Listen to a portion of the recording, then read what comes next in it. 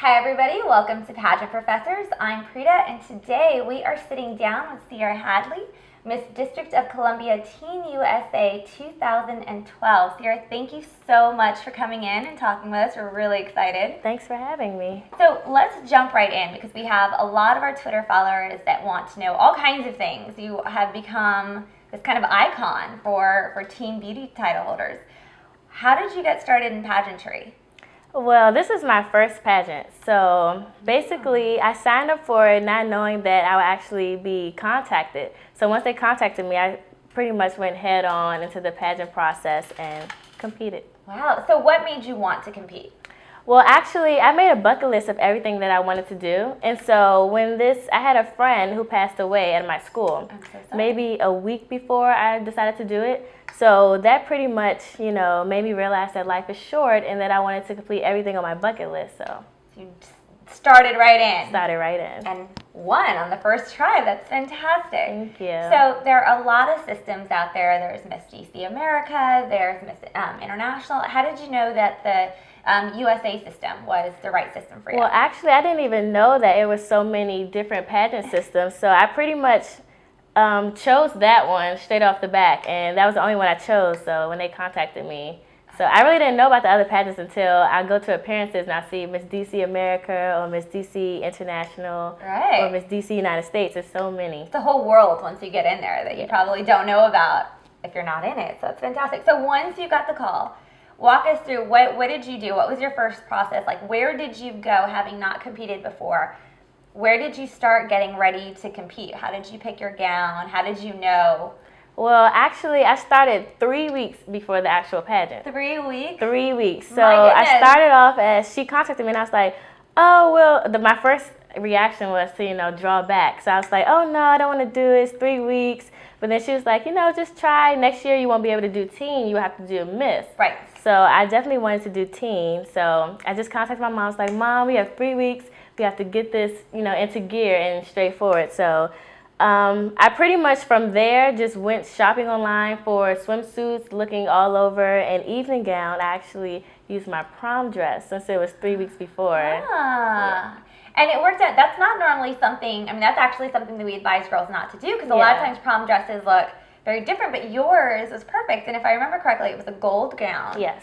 And it fit your skin color perfectly. It just really looked fantastic on you on stage. So you knew right away that that was the gown you were going to wear. I knew right away. I loved it so much I had to get one more wear out of it. So. And now describe to the audience your swimsuit, because I thought your swimsuit was also very, very adorable. My swimsuit. See, because it was teen, I wanted to go with something that wasn't too revealing, but that was still cute. So, of course, my swimsuit was a more American, like it was white and red stripes, and at the bottom it was blue. Mm-hmm. So it kind of was like a sailor girl type feel, and I really liked it. It wasn't really, too cut. It was actually started from like a sweetheart neckline, and it was really comfortable too. So it looked adorable. It was this nautical. I loved it. I was like, I need to get that for myself, but it worked fantastic on stage. And I think it really helped your personality shine through. And speaking of personality on stage, you were so poised during questions. Mm-hmm. You knew what you wanted to say and you went with it. And especially for first-time competitors and teen competitors, it's easy to get nervous on stage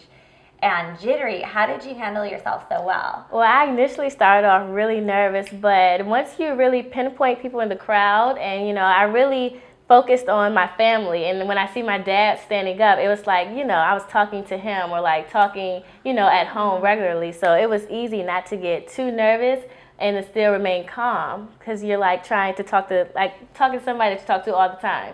So it didn't come off as, I'm talking to brand new people and I'm really nervous. It really was, calm and like an everyday conversation. That's a really great advice, because it actually did feel like that. We were in the audience, mm-hmm. and Nicole and I said the exact same thing, because you were so conversational. It wasn't a presented answer. It was like you were just talking to someone, and now we know that you were, essentially talking to your dad, which was perfect. You nailed it.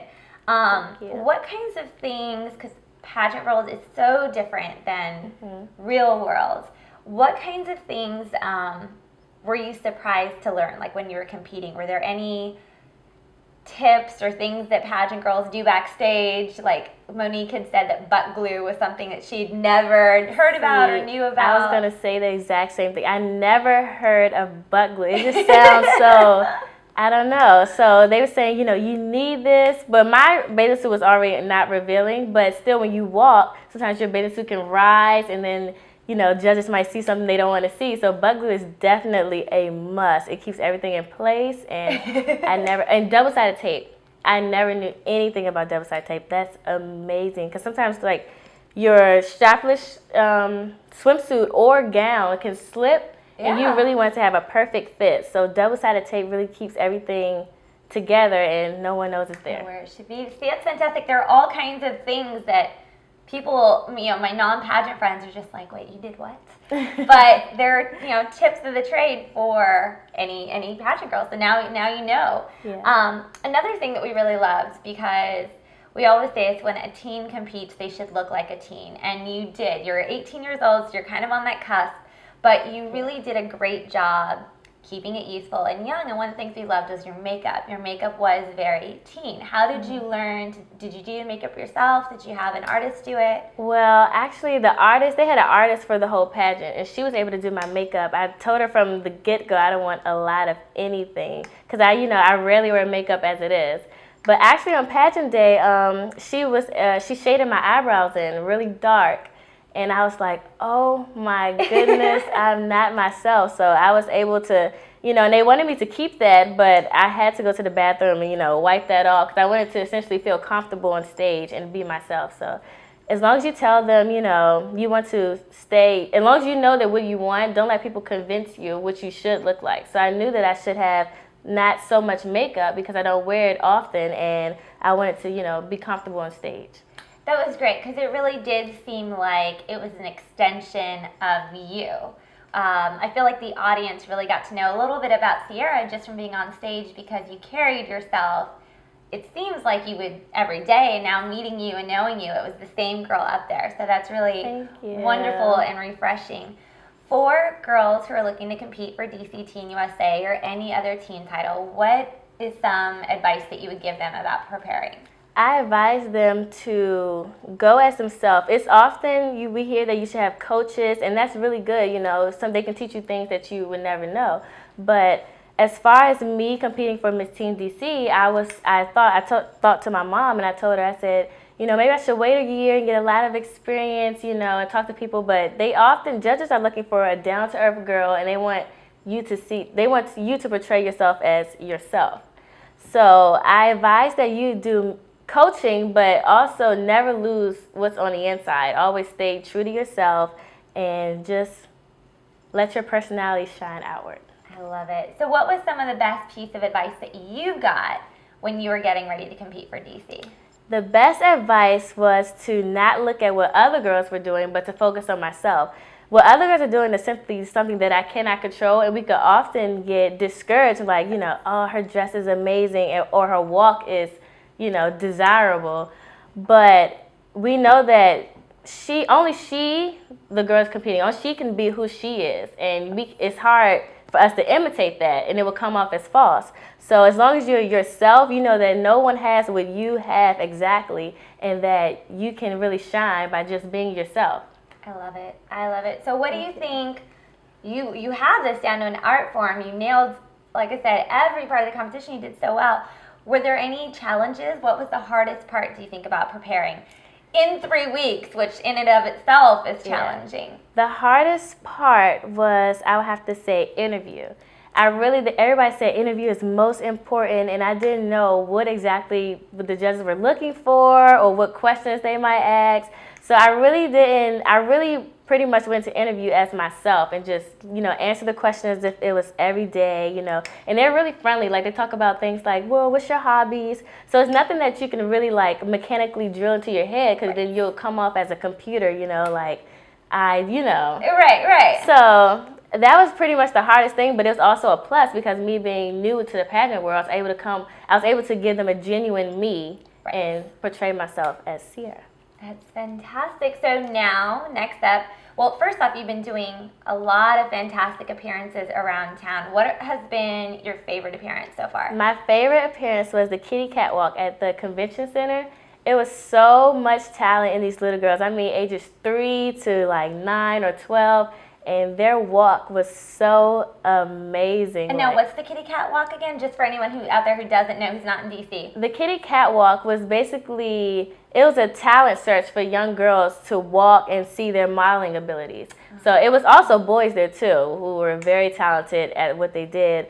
And so basically, I was able to see them, start at such a young age and carry themselves with such poise. It was so amazing, like 3-year-olds, and they were just walking like they knew their runway like the back of their hand. So that was really amazing. And now that you're gearing up for Miss Teen USA, which is coming up in August, July, end of July, right? Yes. Okay. In the Bahamas? Yes. What are you looking forward to the most about the competition? About the competition, I'm looking forward to Swimsuit. I really love the whole thing about it. The music, I really love that, we walk to music because you can stay on beat and, it's kind of like, it reminds me of dancing. And I'm a cheerleader, so I really love that, aspect of the pageant. Love it. So speaking of cheerleading, do you think that your time, because you, as I understand it from the pageant, were one of the few or only freshmen at the Howard University, on the Howard University Cheer Squad to make varsity, correct? Yes. How do you think that your experience as a Howard University cheerleader helped you on stage or with your pageant career? Yes. At Howard University, we often perform for large crowds. So it's easy to get nervous. I remember my first game, my brains were in my stomach. I could not, I was so nervous. It was at an actual stadium, like a professional stadium, not for college. So it was very nerve-wracking. So just being exposed to large crowds, helped me. And also their workouts, toned my body, got into shape. I walked on stage with a 4-pack, which is amazing. Love it. So cheerleading really helped me out. So it's fantastic. We were talking to Monique about the same thing. So it must be so wonderful to be able to get into shape for your pageant doing something that you love. Yeah. Like cheering. Yeah, because sometimes exercising seems, down. You're like, oh, I don't want to do this. But, with cheer, you have to do it, and it's fun. Right. So it's a little bit of distracting yourself. I like it. So you are also in the process of picking a gown. Yes. So you're not using your prom gown this time. No. What kinds of things do you look for? Well, I'm pretty much going in open-minded. So I'm basically looking forward to something that I'm comfortable in. So as long as I'm comfortable, I know I can portray, my personality, which is very important in the pageant world. So I'm just looking for something that I'm comfortable in and that lays on my skin well. I love it. See, we have all of this in our Evening Gown 101. We talk about the same thing above everything else. You have to be comfortable and confident in what you're wearing. So fantastic. Okay, we're going to have to cut there because I forgot what my other question was. Fix my sash. Okay. Oh, yep. No, you're fine. So we already did. So just kind of now we're going to go on to the future stuff. I think we covered most everything. Let's talk a little bit about your academics, and then we'll be done from there. Okay. Hi. Can I say one? Oh, of course. Yeah, I think when she hit it, I keep hearing that click sound. It's coming through, but it's one of your rings is hitting the other. Oh, okay. Making that noise. Yeah. Okay, I'm sorry. But don't worry about it. It's people will be able to see it, so it won't be that. It won't be that distracting. Okay. But Yeah. Thank you. No, you're fine. This is why we love having moms, because they pick up on things. Okay. All right. So, you are now going into your sophomore year at Howard University? Yes. What are you currently studying? I'm studying nursing. That's fantastic. Now, do you Thank you. think that your experience in pageantry will help you with your future career goals and academic goals? Well, my future career goals, I have different goals. I have goals for academic and future, like graduating, getting a house. And I have other goals, aspirations as, helping people and standing up for causes. So I think this pageant really will help me towards my goals, towards my aspirations, with helping people. Because, with all the events and charities, I learned that, life is bigger than me and bigger than what we see every day. So Is there one particular cause that you're especially passionate about and promoting a lot? I'm really passionate about fitness in youth. I think it's, and you know, with activities, you know, with the youth, there's so much technology today that distracts us, you know, Xbox, Twitter, you know, things that distract us. And, you know, I think we should really get out there and, you know, play sports, cheerleading. Great way to get in shape as well. Yeah, so just, I really think fitness is really important in youth right now. That is wonderful. So going back to the competition part, going in, first timer, didn't really know what to expect. If you had to go back and do things differently or change anything about your competition experience, do you think you would? I don't think I would. I learned things. Well, first of all, I won, so, you know, I don't want to change anything. Clearly. Second of all, I learned things, you know, the mistakes that I made, I'm glad that I made it there, you know, so I won't repeat that at Miss Teen USA. Right. So I wouldn't change anything. Are there any mistakes that you could warn other future contestants of not making? Well, I can't think of it off the back, but, you know, I remember I trained myself for my walk so much, and I wish I was more, you know, I wish my walk was a little different, but we're not going to get into that. Oh, no, but it's, you know, like you said, it's great practice. Every Yeah. time you do everything, you learn a little bit more about yourself, learn a little more about what you want to do and what you don't want to do. Yeah. So they're not even necessarily mistakes. They're just Yeah. learning opportunities. Stepping stones. Wonderful. So what can we expect next from Sierra Hadley? Next, Miss Teen USA is going to be big, huge. I can't wait.